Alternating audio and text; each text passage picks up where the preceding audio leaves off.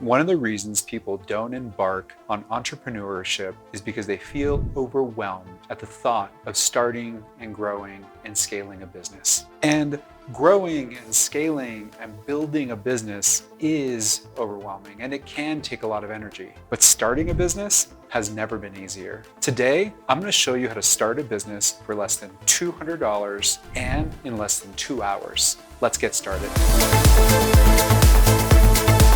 Getting a business started is as simple as 6 steps. And across these 6 steps, I'm going to reference a number of websites that you'll need and a few Google searches that you'll need to execute. Anything I reference will be in the description below. Now I have a favor to ask. I'd love for you to share this content, but I don't want you to share it with just the future entrepreneurs and solopreneurs of tomorrow. I actually want you to share this with anyone that's currently in the job market. Never has the resume had less value than it does today. The opportunities that are really desirable in market are getting awarded to people who can tell a compelling story about themselves. And these steps are a big part of compelling stories. These steps make it easy for you to get the message and the value proposition of your product, solution, service, or you as an individual into the market. So share this with those individuals and help them succeed and stand out above a very noisy crowd. Let's get started.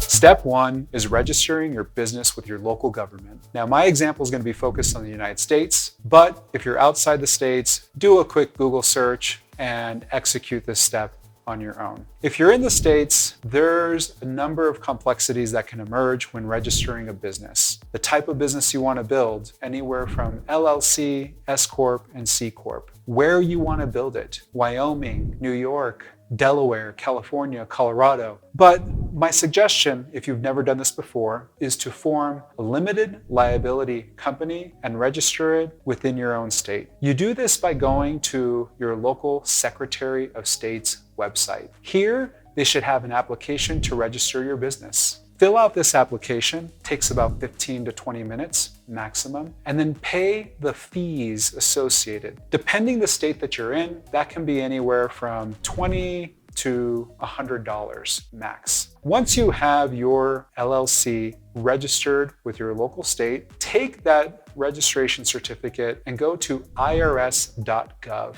At irs.gov, you will come across an EIN application, an employee identification number. And this EIN application is free to apply and free to get an EIN number. As a matter of fact, you can do it all within 5 minutes. Once you have your EIN number, this is the number that you'll use to go and open a bank account in your business's name. 2 more tips. First, don't overthink the LLC name. Your LLC is going to appear on your contracts, privacy policies, and terms and conditions, but it doesn't need to be the brand. Second, in this process, there are dozens of middlemen, people who pass that information from you over to the Secretary of State or over to the IRS. Avoid these third parties and save yourself some money. These third parties do not add any value and in some cases slow down the process that you can take on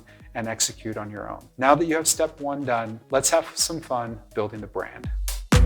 Now that you've registered your business with your local government, the fun part begins. Building a website, communicating your value, and empowering the market to reach back out to you. Do this by going to domains.google.com and search for a domain that does 3 things. It should be easy to remember, easy to type, and reflect your business brand in some way. Once you find the perfect domain, it's going to cost $12 to register that domain for the year. And once registered, you can add on Google services. At $6 a month, Google gives you an infrastructure to build your business and scale it rapidly. The nice part is all of this has heavily backed by an immense amount of documentation and tons of YouTube channels that will help you overcome any type of technical back-end issues that might occur. But Google's simple and it allows you to grow quickly and not be a technical burden when you're trying to build and grow a business. Step 3 is the fun part. It is building the elements that communicate your brand to the market. It's the logo, it's the font, it's the colors of your business. Now, it's never been easier to create these things. Let's get started with the logo. If you were to go search for logo generator, you will find pages among pages of companies creating logos with a few descriptive words and providing you inspiration. Companies like Adobe have these logo generators, and then you can go find a logo that speaks to you and purchase that logo for anywhere from $15 to $50. Now, I actually don't purchase my logos through any of these solutions. I'm doing one of two things. I'm getting inspiration on logos that I enjoy or kind of speak to me, and I'm going to Upwork and having a graphic designer at $25 an hour build all the brand elements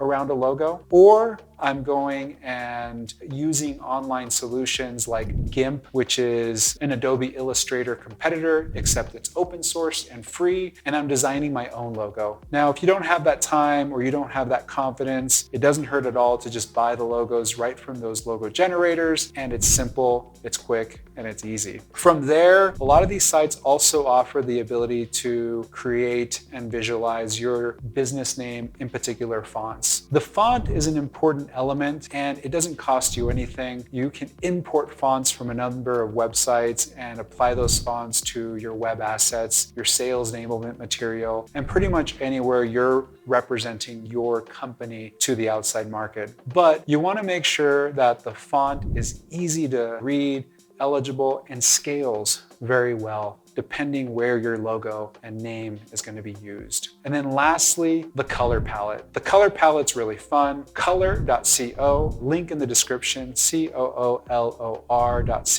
is a great website. Doesn't charge you anything to design these color palettes, and it provides you the RGB number that you're going to need in your brand book later on. So have fun with this step. It can honestly cost you nothing to create these brand elements, and it happens to be the fun part of building a business. Step 4 is building a website. Now that you have your brand elements and you have your Google domain URL, it's time to build a site that captures the value proposition that you want to bring to market. I suggest Card because it's a really easy to use solution and it's not expensive. Currently, you can build a one-page site that is dynamic and can be easily readable on mobile and desktop, and it costs $20 for the year. That solution has a number of already embedded tools and functionality, such as linking your social media properties or creating contact me buttons built and integrated within the solution. So I highly recommend Card. It's easy to use, it's elegant, and it does not take a lot of effort to put together something that is really palatable and feels very modern.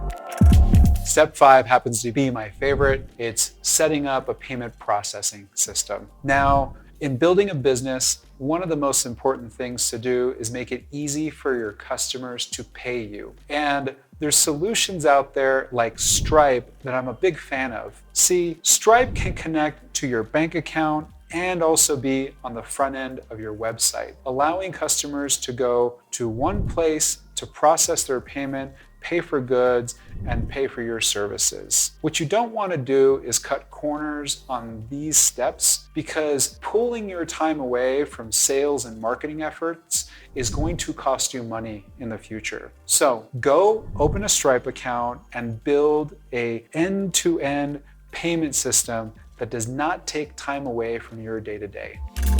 So step 6 is the hardest step, and it's something that I'm always here to help you work through, and that is selling and marketing yourself. Now, you're going to iterate on this step time and time again, but today, let's just cover 3 important parts. The first, don't talk about the things that you do. Talk about the value that you bring. The things that you do and the tasks that you accomplish are validators to when someone is interested in that value. The next, I want you to take the value that you bring the market and craft that into an elevator pitch. Just a few sentences that last maybe 15 to 25 seconds, but generate interest, desire, and action from the person you're communicating with. And then lastly, a call to action. No matter the marketing piece, no matter the forum in which you're presenting to yourself, always give people the call to action that you want them to take from the information that you're providing them. So remember, focus on the values, not the features. Craft an eloquent 20-second elevator pitch, and always have a call to action that someone can act upon to take advantage of your goods, product, and services.